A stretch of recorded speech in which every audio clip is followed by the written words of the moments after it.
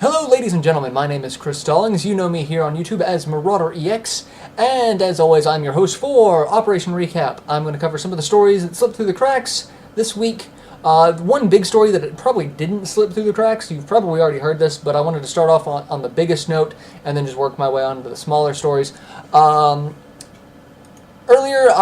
in the week, Yoshiwara, I hope I'm pronouncing that right. I'm terrible with Asian names, and I always feel like I'm butchering them. So if I butcher that, I do sincerely apologize. But he was the former Square-enix Japan CEO. He's resigned. That makes the second big resignation in the gaming industry in the last couple of weeks. The first was the CEO of EA stepped down. So I mean, this is kind of big. There's a lot of restructuring going on a lot of major developers and publishers and large title companies like this. So the fact that all these higher-ups are starting to step down, it's either a really good thing or a really bad thing. No one knows. It's all very, very complicated.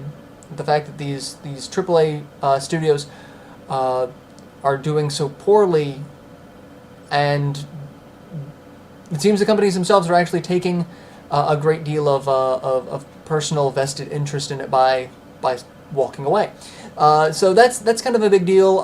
Not a lot of details as to why. Obviously, it's internal, so they're not going to jump out and say, I quit because.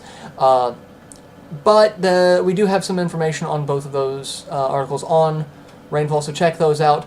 Now we're going to get into the smaller stories, because again, that was kind of big, but first off, this is actually news from PAX, which I didn't cover in the PAX recap video, but it was kind of a small enough story that it slipped through the cracks even on my end. Randy Pitchford, Gearbox CEO, has stated that Gearbox is kind of wary of the Ouya. He and several other of his staffers have contributed to the Ouya Kickstarter, so they already have the development consoles that were first released.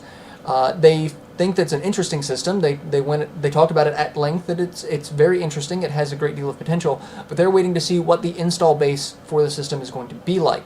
So that's actually, kind of a respectable business move. You don't want to start developing for a console that you're not entirely sure how it's going to do.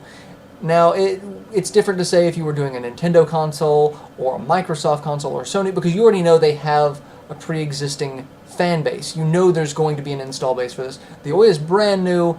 It could, take the gaming market by storm, or it could fall flat on its face, or some middle ground. It's hard to say. So they're going to stick back for just a little bit, see how the sales for it goes past the Kickstarter campaign, and see if it's worth developing for after that.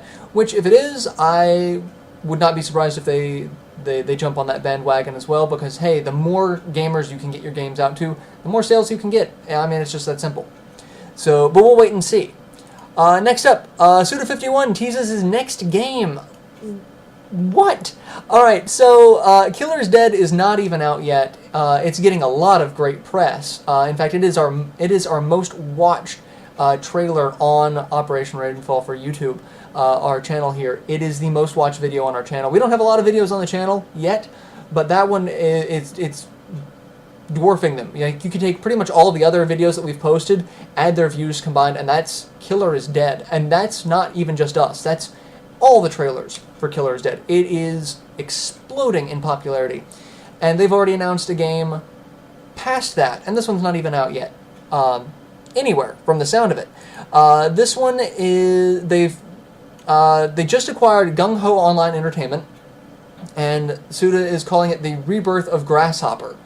And they want this new title to be the first title to represent that. It's very hush-hush, very tight-lipped at this point. They've released some information on it, mostly just a picture of a female character. So they have announced that they're linking it to games similar to Lollipop Chainsaw and Liberation Maiden. Hey, could work? I don't know. I don't know. It's definitely going to be interesting how they go with it. They could either go, hypersexualized, or they could go strong female protagonist, or both. It's very interesting to see what they're going to do with this, especially in a climate of games versus women. There's a lot of talk about that in various media. So I'm curious, because if Killer is Dead got that much press, and this one, if it even half as popular, it's going to make a lot of waves. Next up, another title specific. Paradox Interactive has announced Magicka Wizard Wars. Magicka is a very interesting co-op style game on Steam and PC related platforms. This one is going away from the co-op, leaning more toward player versus player. So I'm very curious to see what that is, because I loved Magicka on the PC. It was a very interesting game, very unique mechanics. So I'm kind of curious as to what they're going to do with this one. We have the article up that has the trailer on it, so check that out.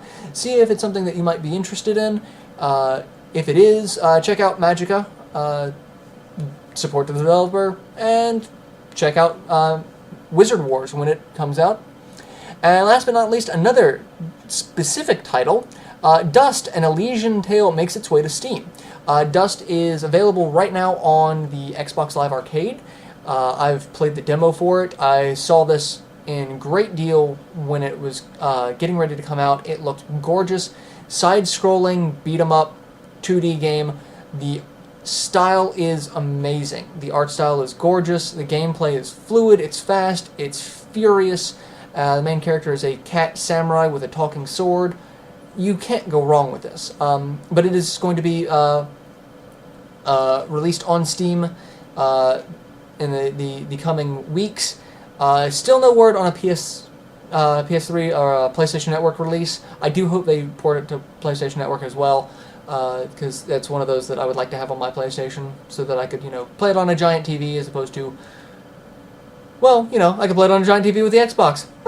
So, anyway, it's fantastic game. If you have an Xbox, check out the demo. At the very least, it's a free demo.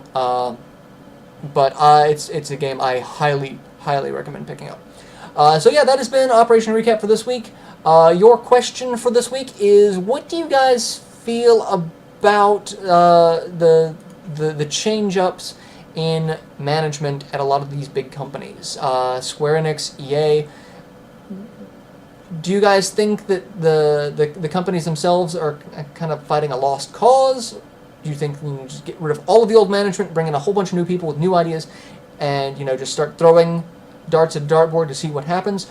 Or do you really think the gaming industry, with its current mentality, will survive and thrive in the coming years, or does it have to change? What do you guys think about that?